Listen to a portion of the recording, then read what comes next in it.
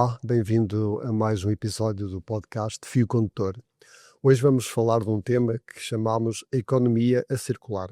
E para isso temos o António Oliveira. O António Oliveira é um dos administradores da Oli, e a Oli é uma empresa que nos deve orgulhar porque consegue pôr o nome de Portugal no mundo. É um exemplo daquilo que bom se faz em Portugal. O António é administrador da Oli e é uma das vozes mais consistentes quando se fala em inovação, com uma visão a longo prazo, e por isso é que o convidamos para estar aqui hoje. Ahm, o António costuma dizer que a liderança não se mede apenas pelos resultados, mas pela forma como se pensa o crescimento. É um crescimento que se pretende sustentado, consciente, atento ao ecossistema onde está envolvido. E, e o António é uma pessoa que não separa a engenharia da cultura, nem o progresso da responsabilidade é uma área muito importante para si, e por isso vai ser uma conversa de certeza interessante. Nesta conversa, nós queremos abrir um espaço para refletir sobre o que significa liderar com um propósito, criar valor real e manter a integridade num mundo em constante aceleração, em como estamos hoje. Por isso, António, bem-vindo.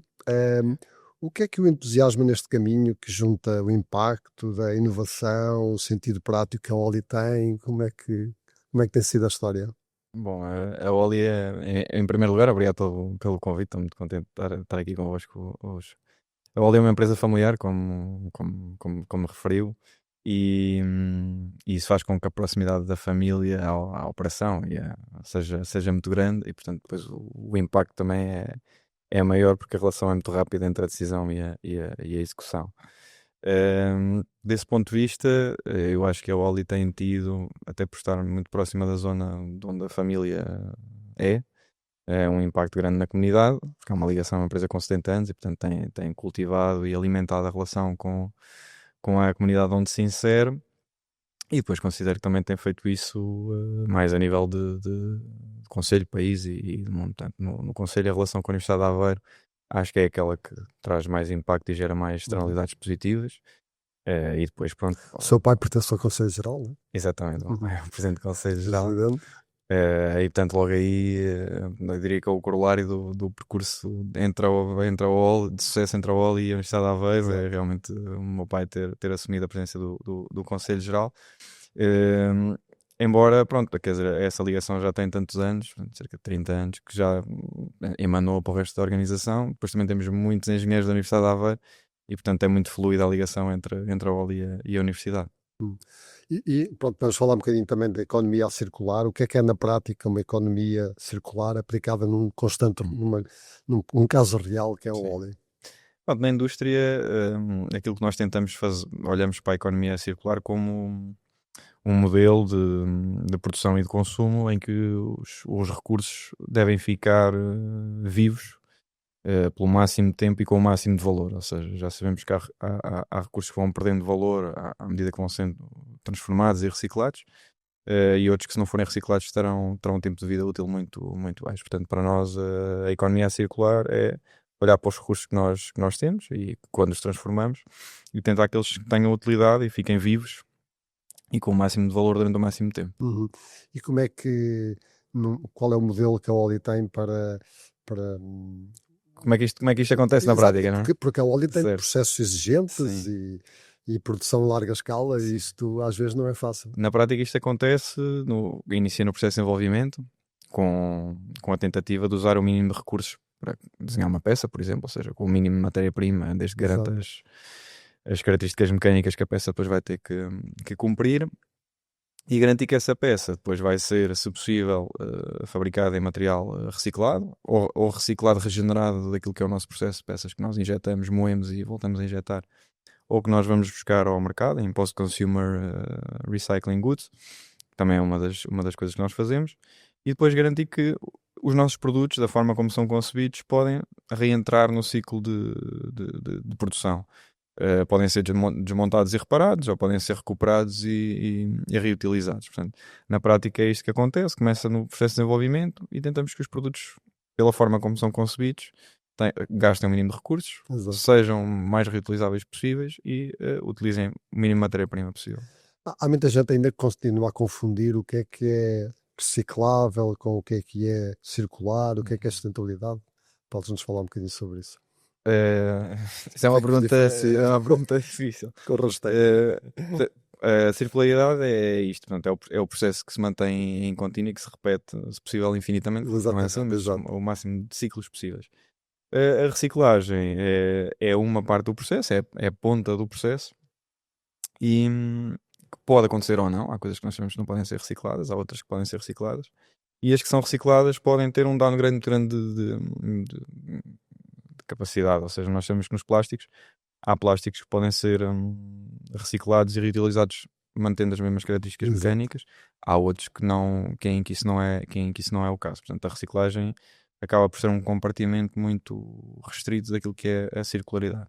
A sustentabilidade é uma coisa um bocadinho mais abrangente, pronto, que eu entendo que é nós fazermos face às necessidades atuais, prejudicando o mínimo aquilo que são as gerações futuras. Exato.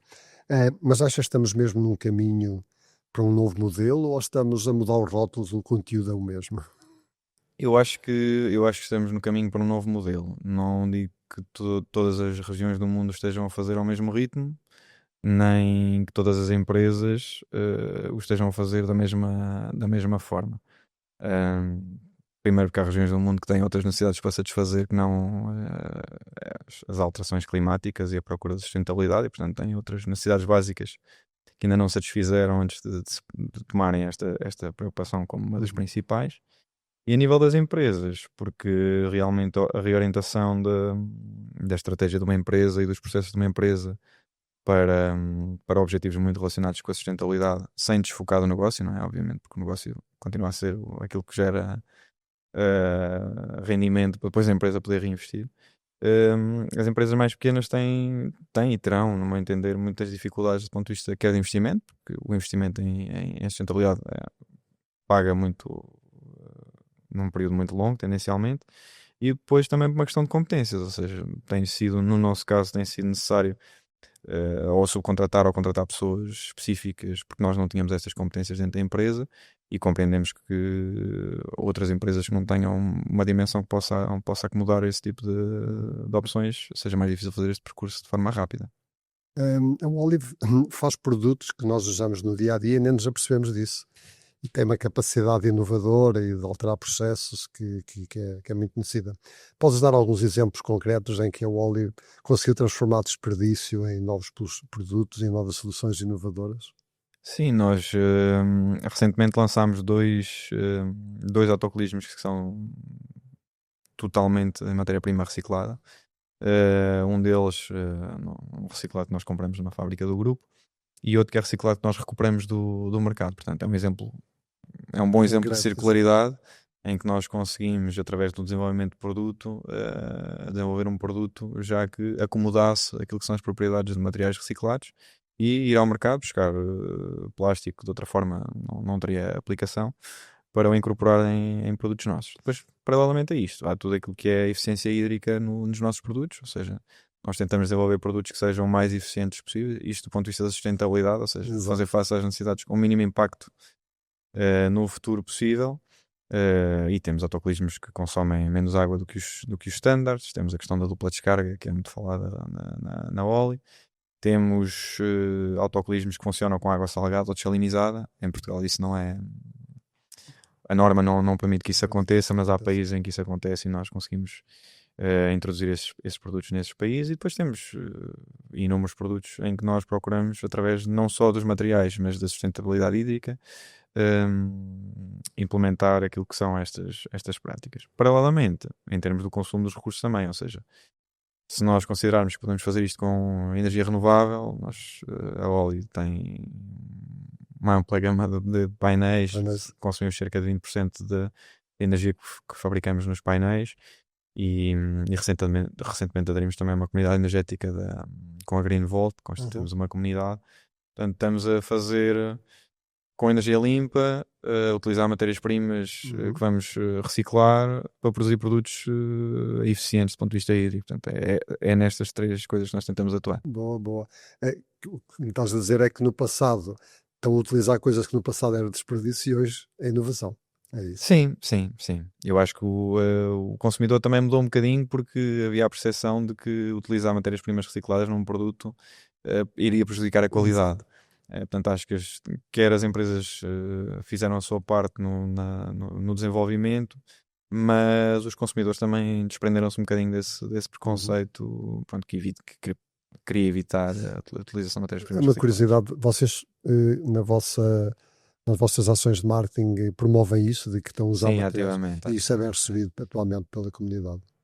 Sim, ou seja, inicialmente, como eu dizia, pronto, o instalador, que é o canalizador, Exato, exato. que é o nosso cliente, gosta de produtos muito robustos e tem alguma aversão a algo que possa vir a causar problemas. Hoje em dia acho que não, e começamos a ter fórmulas específicas, até do ponto de vista normativo, nas quais podemos enquadrar isto, ou seja, Exato. já a análise de ciclo de vida do produto,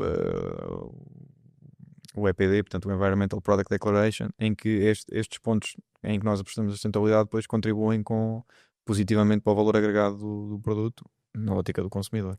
E houve algum projeto, algum momento em que vocês ficaram surpreendidos mesmo com vocês próprios de estarem a utilizar material que era descartável e agora está a ser utilizado?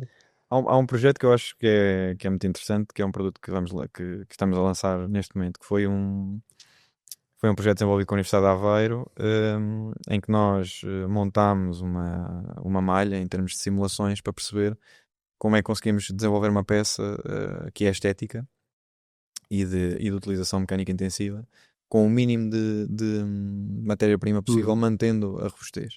Pronto, e acabou por se criar um efeito visual que eu acho muito interessante, utilizando de facto bastante menos matéria-prima e de uma forma muito orientada pela ciência, ou seja, menos empírica. Às Exato, vezes o exato. desenvolvimento das empresas é empírico ainda, e esta não foi. E conseguimos fazer esta peça utilizando uma matéria-prima bio-based, ou seja, em que vamos misturar matéria-prima bio com o plástico, ou seja, além de a peça irá ter 60 a 70% do plástico que teria normalmente, esse plástico vai ser composto não só por pronto, polímeros que derivam do petróleo, Exatamente. mas também outros tipos de elementos. Boa. Mas acha que ainda sente resistência em algumas empresas industriais a esta área da economia circular? Como é que vocês trabalham com os vossos fornecedores? Incentivam-nos a entrar nestas áreas? Sim, eu acho que resistência negativa cada vez menos, ou seja, não porque não, Sim. acho que já não é um tema. Resistência do ponto de vista da escassez dos recursos ou da dificuldade em perceber o benefício destas opções, sim. A mim também me custa todos os dias ligar a televisão e ver bombas a cair e eu andar ali a fazer um investimento maluco para poupar meia dúzia de gramas de Claro, plástico, não é? exato. Quando depois nos comparamos com o tipo de poluição que ocorre no mundo, nomeadamente desnecessário, como é o caso daquilo que as guerras provocam, a nossa sustentabilidade fica muito pequenina ao Exato, lado disso.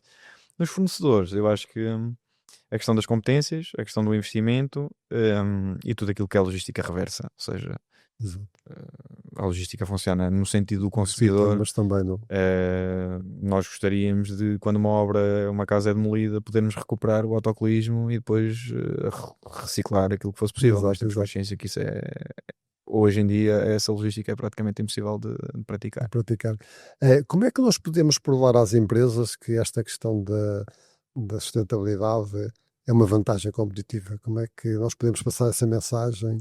Eu acho que a melhor forma é sempre o cliente. Portanto, nós temos clientes e os clientes começam a perguntar por isso, depois começam a impor isso e as empresas, em função disso, começam a criar sistemas e competências para responder a essas necessidades do mercado.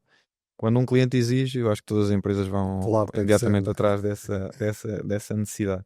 Depois, quando começam, no nosso caso, quando nós começamos efetivamente a medir e a praticar e a implementar ações concretas, começámos a perceber que há também um benefício económico ou de valor agregado no produto em muitos dos investimentos que fazemos na área da sustentabilidade, ou seja, aquilo começa por ser uma imposição do mercado e de reporting. Sim, sim.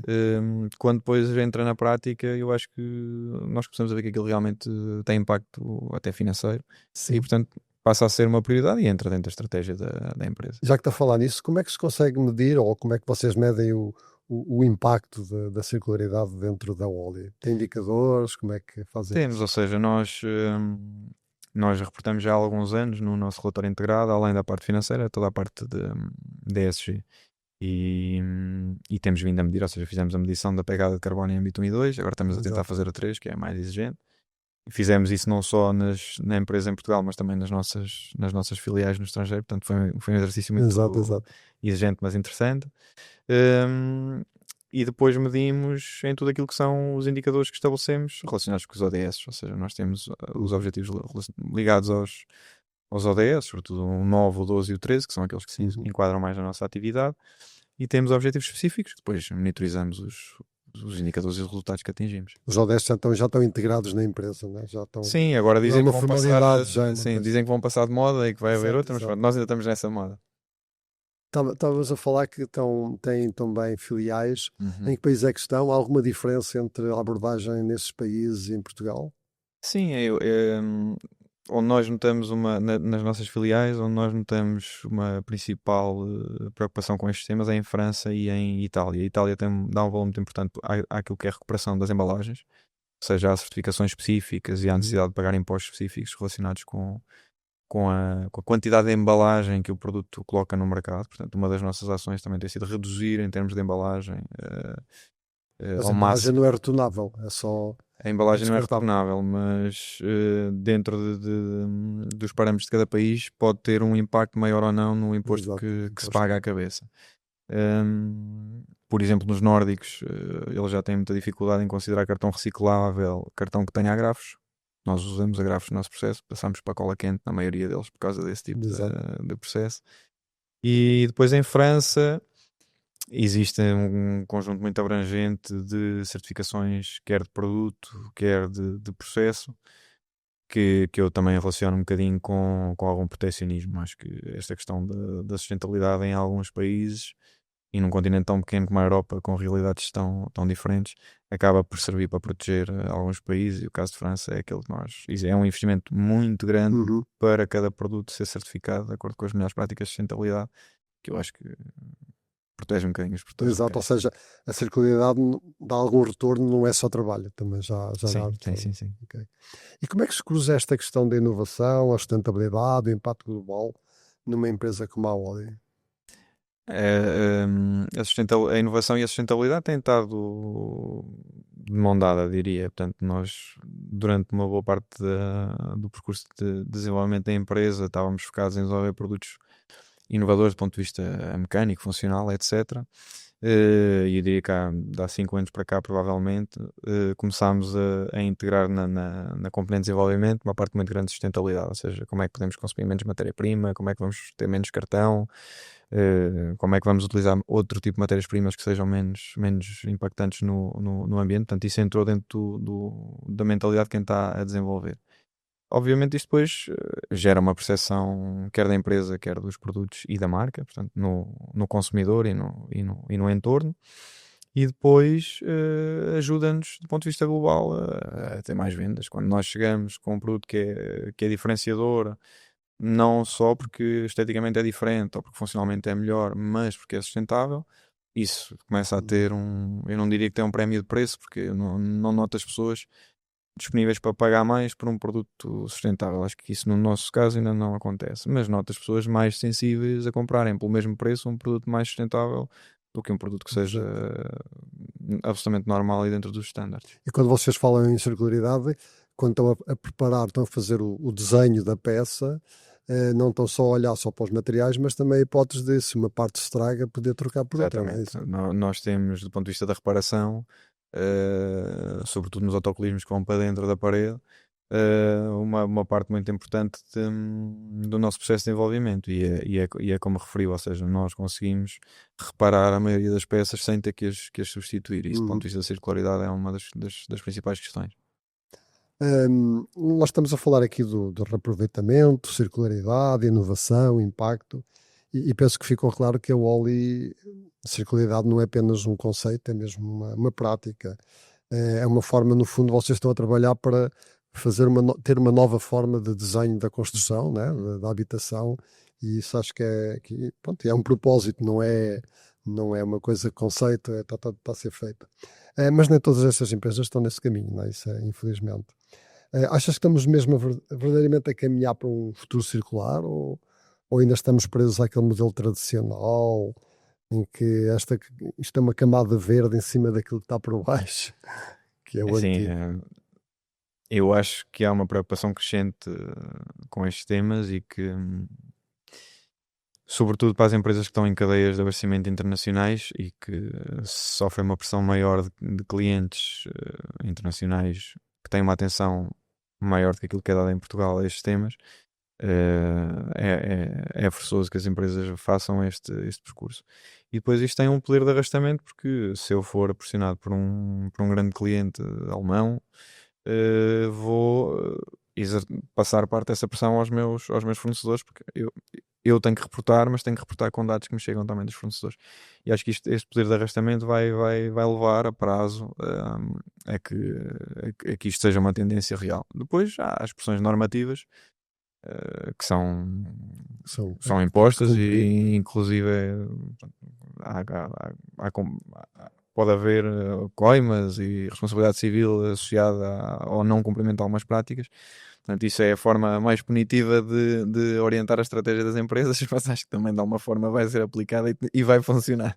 Pois, pronto, quando um cliente impõe, nós temos que, Temos se que queremos atender. continuar a trabalhar, temos que Exato. cumprir, não é? Exato. As normas também nos obrigam a isso, mas mesmo assim há muitas empresas que continuam a resistir e nós estamos a chegar ao fim do nosso tempo.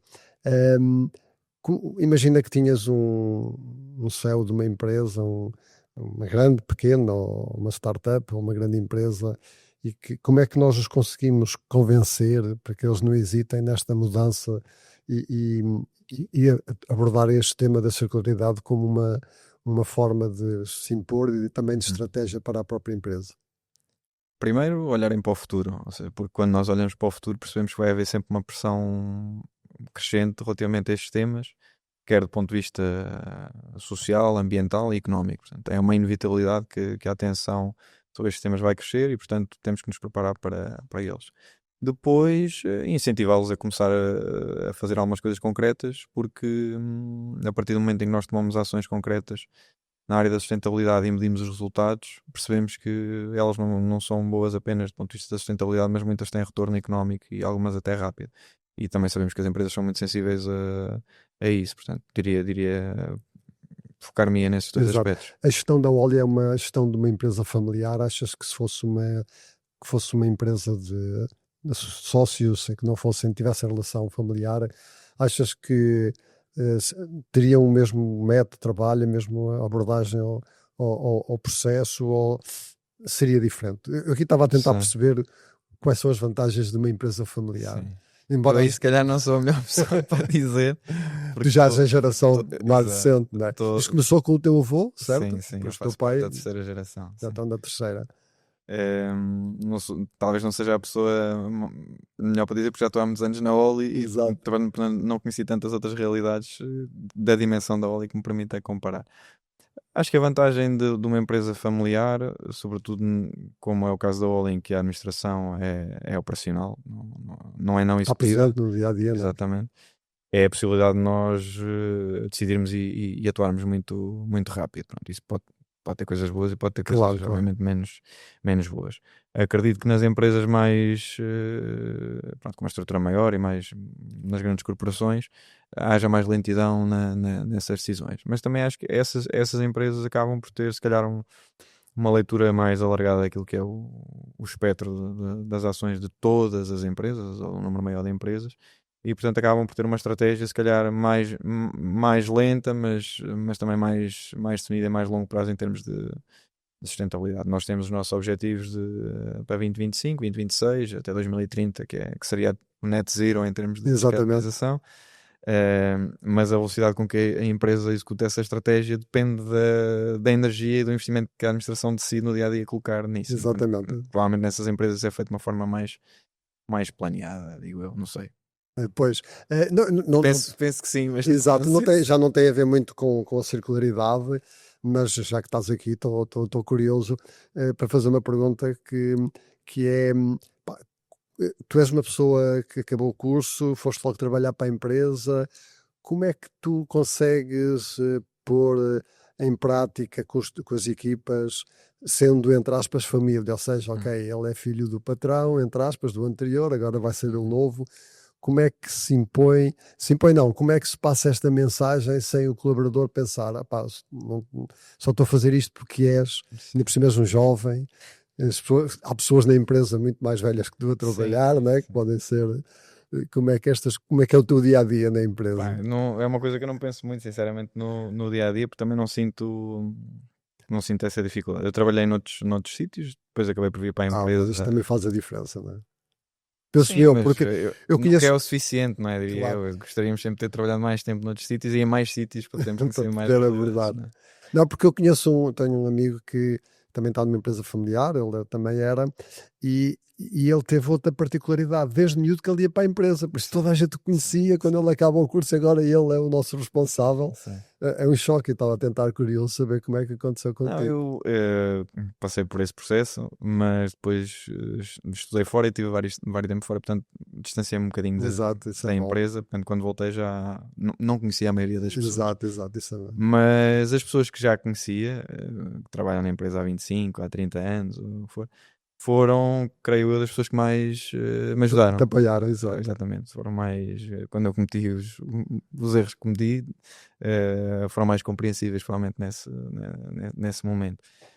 Depois, eu já estou também há 10 anos na empresa, dada a rotação natural, já houve muitas pessoas que já fui eu a contratar ou que já entraram durante Claro. o tempo em que eu estava na empresa e, portanto, essa questão não se coloca tanto. E depois também fiz um percurso na empresa, diria normal, ou seja, iniciei no departamento de exportação, em mercados normais.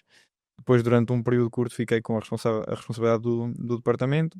Também já fui responsável do departamento de marketing, de forma interina e momentânea. Portanto, já exerci funções diretas em departamentos. Acho que isso ajuda muito durante Exato. períodos curtos, porque nos permite estar mais próximos da operação.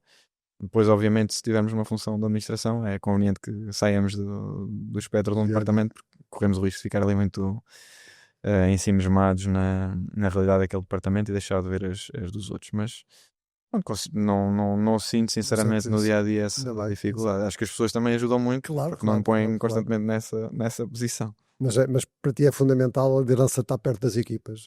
Isso é importante. Na cultura da organização que nós temos, sim. Tem que ser. Noutras talvez não, mas e nós somos pessoas muito próximas da operação e das pessoas, Exato. e portanto é muito difícil também estarmos a uma distância em que às vezes vemos os não executivos ou os boards, não é? Numa torre de marfim, nós teríamos dificuldade em imaginar esse cenário na nossa organização, pela cultura que existe, que em parte fomos nós que moldámos, mas também as pessoas que lá estão e que estão há muitos anos e que nos conhecem. E, portanto, isso é um sistema que tem funcionado desta forma. Ok, António, obrigado por teres vindo, foi Obrigado. muito interessante. E chegámos ao fim de mais um episódio do podcast do Fio Condutor. Obrigado por estar connosco.